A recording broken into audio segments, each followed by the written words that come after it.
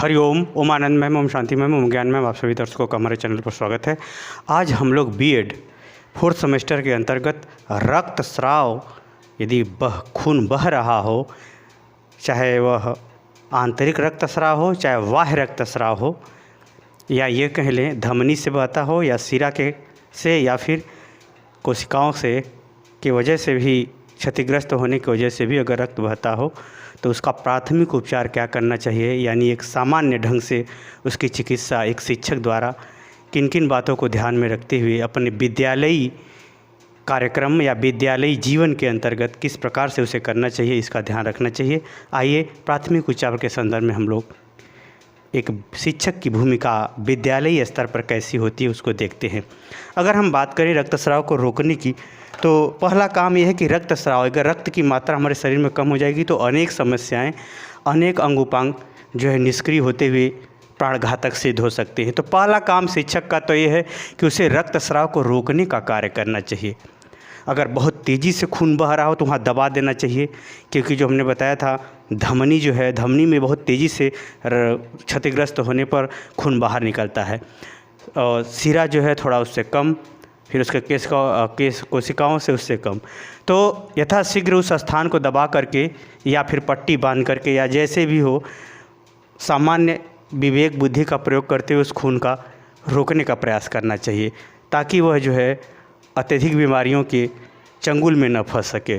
दूसरा है, जिस व्यक्ति को रक्तस्राव हो रहा है, जिस छात्रा को रक्तस्राव हो रहा है, उसको आराम की अवस्था में लेटाएं। लेकिन इस बात का ध्यान रखें कि वह जिस अवस्था में आराम महसूस कर रहा हो उस अवस्था में उसका रक्त कम बहे।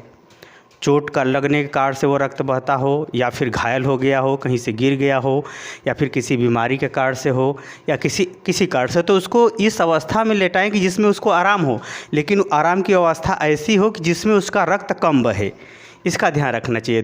तीसरा है, कंबल से ढक करके रखना चाहिए। ऐसे व्यक्ति को जब खून बह रहा हो, बराबर खून बह रहा है, जैसे दुर्घटनाग्रसित हो गया छात्र, खून बराबर बह रहा है और उसे आपने रोक लिया, फिर भी उसको अगर गर्म कपड़े से या कंबल से उसे ढक देंगे तो उसका टेम्परेचर मेंटेन रहेगा।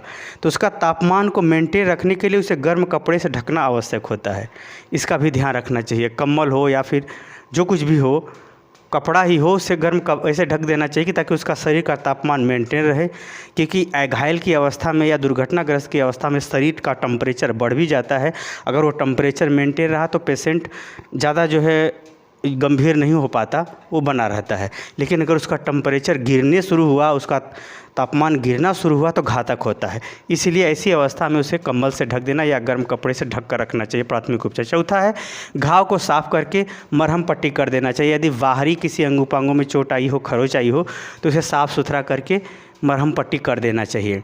और यदि जो है अगर वो इसका मरहम पट्टी कर देने से भी वो जो है, जैसे बाहरी किसी अंग उपांग में चोट चपेट आई है, तो इसको प्राथमिक उपचार के अंदर ये साफ डिटॉल से साफ करके उसे मरहम पट्टी कर देने से जो है उसका प्राथमिक उपचार हो जाता है। अगला है संक्रमण से रक्षा। संक्रमण से यहाँ रक्षा का तात्पर्य है कि अगर उसके घाव को अगर ज़्यादा देर तक ओपन छोड़ दिया जाए तो मच्छी है, मच्छर है, मक्खी है, मच्छर है, या गंदगी है, या किसी गंदगी में गिरा हो, इसके कारण से चोट हो, तो ऐसी अवस्था में उसे सफाई जल्दी करना चाहिए, साफ़ सुथरा जल्दी करना चाहिए।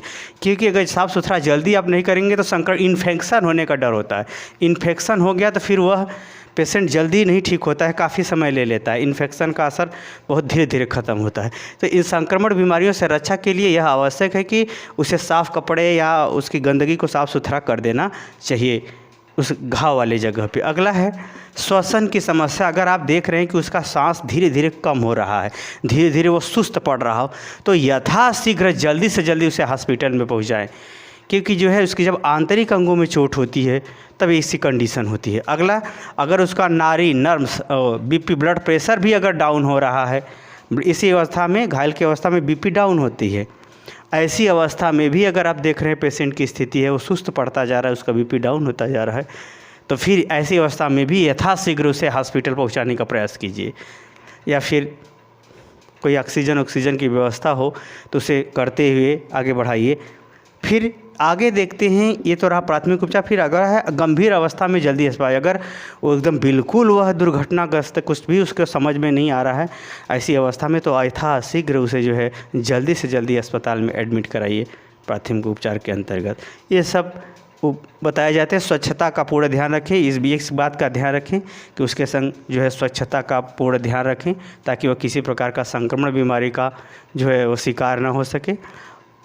ऐसे लिए जो भी हम उसके कपड़े या जो भी साफ़ सफाई में चीज़ प्रयोग करें, या जो भी कपड़े से उससे बांधे वो साफ़ सुथरा हो, तो इस प्रकार से संक्रमण बीमारियों से रक्षा की जा सकती है। तो मुझे उम्मीद है कि आप समझ गए होंगे रक्तस्राव अगर हो रहा हो, चाहे आंतरिक रक्तस्राव हो चाहे बाह्य रक्तस्राव, इस सबका अर्थ पिछले वीडियो में बताया जा चुका है। सब वीडियो में एक ही चीज़ बताते रहेंगे तो फिर कैसे होगा। तो कहने का हमारा तात्पर्य है कि आप इन गतिविधियों का पालन करेंगे तो रक्तस्राव को रोक सकते हैं, अर्थात बालक को गंभीर बीमारियों से रक्षा करते हुए उसके जीवन की रक्षा, उसके रक्त की रक्षा, उसके शरीर की शक्ति की रक्षा और उसके शारीरिक गतिविधियों की रक्षा करते हुए आप उसे एक स्वस्थ जीवन, सुखी जीवन जल्दी प्रदान कर सकते हैं। इसलिए अध्यापक को इन सब बातों को ध्यान में रखते हुए छात्र छात्राओं को रक्तस्राव के संदर्भ में प्राथमिक उपचार उपलब्ध करा देना चाहिए। मुझे उम्मीद है कि मेरा व्याख्यान आप समझ गए होंगे। समझ गए हैं तो कमेंट बॉक्स में ज़रूर बताइए। साथ ही मेरे चैनल को लाइक शेयर सब्सक्राइब भी कीजिए। हरिओम।